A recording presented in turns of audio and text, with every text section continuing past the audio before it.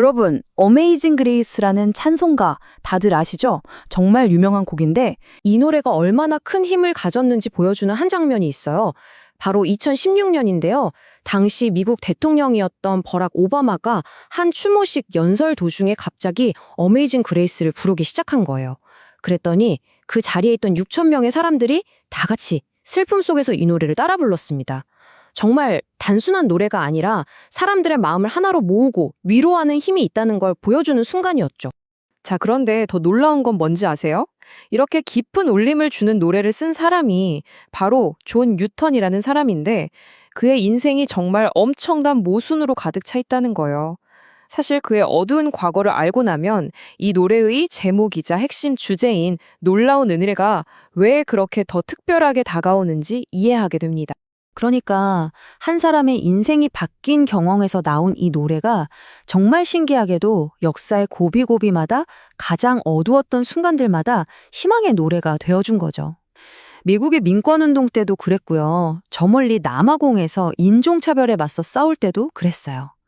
어메이징 그레이스는 언제나 자유를 갈망하는 사람들의 곁에 있었습니다. 자, 그럼 이제 시선을 돌려서 아주 먼 옛날 고대 세계의 또 다른 해방 이야기로 가볼게요.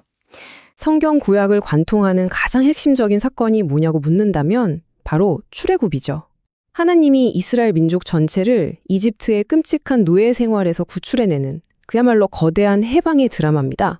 바로 여기서 오늘 우리가 풀어야 할 가장 큰 미스터리가 등장합니다. 생각해보세요. 노예였던 민족을 통째로 해방시켜 주셨는데 바로 그 직후에 주신 율법에 종에 관한 법이 들어있다는 거예요. 출애굽기 21장에 나오는 이 부분 때문에 정말 오랫동안 많은 사람들이 아니 이게 대체 어떻게 된 일이지? 하고 고개를 갸웃거렸죠. 자, 그럼 이 미스터리를 한번 풀어볼까요? 이걸 이해하려면 가장 먼저 알아야 할 게 있어요.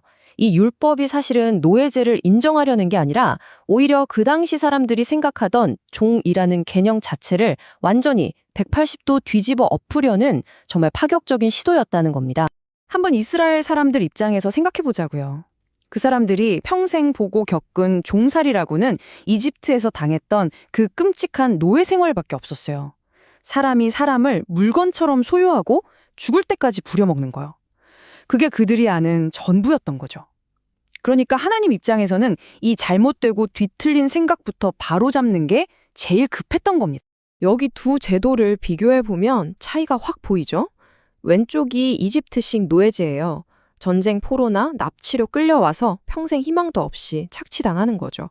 근데 오른쪽, 출애굽기에 나오는 히브리식 종살이는 완전히 다릅니다. 이건 인신매매가 아니에요. 먹고 살기 너무 힘들어서 빚을 졌을 때 그 사람을 보호하기 위한 일종의 사회적 안전망 역할을 했던 겁니다. 그리고 가장 결정적인 차이, 바로 7년이라는 기한이 있었다는 거예요. 아무리 큰 빚을 졌어도 6년만 일하면 7년째에는 모든 빚이 사라지고 완전한 자유인이 되는 겁니다. 이집트 노예 생활에는 상상도 할 수 없었던 희망, 그리고 다시 시작할 기회가 법으로 보장되어 있었던 거죠. 엄청난 차이죠.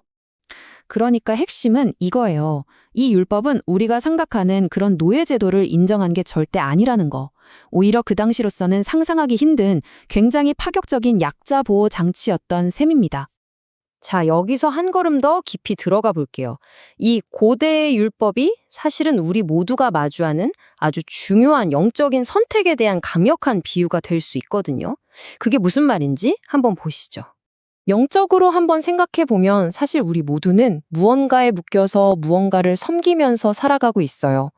그래서 진짜 중요한 질문은 내가 종인가 아닌가가 아니라 나는 누구의 혹은 무엇의 종으로 살고 있는가 하는 질문일 겁니다. 바로 이 지점에서 예수님의 초대가 정말 특별하게 다가옵니다. 내 멍에는 쉽고 내 짐은 가볍다. 이건 뭐냐면 너를 억압하고 힘들게 하는 그런 잔인한 주인이 아니라 너에게 진짜 쉼을 주는 그런 온유한 주인이 되어주겠다는 약속인 거죠. 근데 여기서 또 한 번 놀라운 역설이 등장해요. 하나님의 종이 된다는 건 지위가 낮아지는 게 아니라는 거예요. 오히려 그 반대입니다. 그분의 친구라고 불리고 심지어 자녀이자 상속자가 되는 가장 영광스러운 자리로 올라가는 특권이라는 거죠. 이 개념이 아까 봤던 그 고대 율법의 가장 하이라이트, 가장 놀라운 부분과 연결됩니다. 그건 바로 종살이를 끝내는 법이 아니라 오히려 평생 종으로 남기를 선택하는 법에 대한 이야기입니다. 자유를 얻을 수 있는 7년째가 됐어요. 이제 떠나면 되는데 종이 갑자기 이렇게 말하는 거예요. 저는 제 주인인과 이 가족을 정말 사랑합니다. 그래서 자유인이 되지 않고 여기 남고 싶습니다. 이렇게 선언하면 평생 그 집의 가족으로 남을 수 있었어요. 그 어떤 강요도 없이 오직 사랑 때문에 하는 자발적인 선택이었던 거죠. 이건 그냥 말로만 하고 끝나는 게 아니었어요. 재판장 앞에 가서 모든 사람들 앞에서 공개적으로 선언하는 공식적인 의식이었습니다. 내가 이 주인을 얼마나 사랑하는지, 그래서 평생 함께하고 싶다는 그 마음을 모두에게 보여주고 그 관계를 영원히 새기는 아주 중요한 의식이었던 거죠. 그리고 이 의식의 마지막 단계가 정말 상징적인데요. 바로 귀를 뚫는 겁니다. 왜 하필 귀였을까요? 이건 억압이나 굴종의 표시가 아니에요. 듣는 기관인 귀를 뚫는다는 건 내가 사랑하고 신뢰하는 내 주인의 목소리를 이제 평생 듣겠습니다. 라는 자발적인 헌신의 약속이었던 겁니다. 자, 이제 처음 이야기로 돌아와 볼까요? 바로 이 모습. 사랑 때문에 스스로 머물기를 선택하는 이 종의 모습이 노예 상인이었던 존 뉴턴이 불렀던 어메이징 그레이스의 핵심 정신과 정확하게 맞닿아 있는 겁니다. 나 같은 죄인을 살려주신 그 놀라운 은혜, 그 사랑에 너무나 감사해서 이제는 기쁜 마음으로 자발적으로 그분을 위해 살겠다고 고백하는 거죠. 이게 바로 사랑에서 나오는 진짜 자유로운 선택입니다. 이 이야기는 우리에게 아주 중요한 질문을 던지는 것 같아요. 여러분에게 진정한 자유란 무엇인가요? 모든 책임과 관계에서 벗어나 아무 곳에도 얽매이지 않는 것일까요? 아니면 내가 진정으로 사랑하는 대상에게 내 삶을 기꺼이 묶을 수 있는 바로 그 선택할 수 있는 힘이 진짜 자유일까요?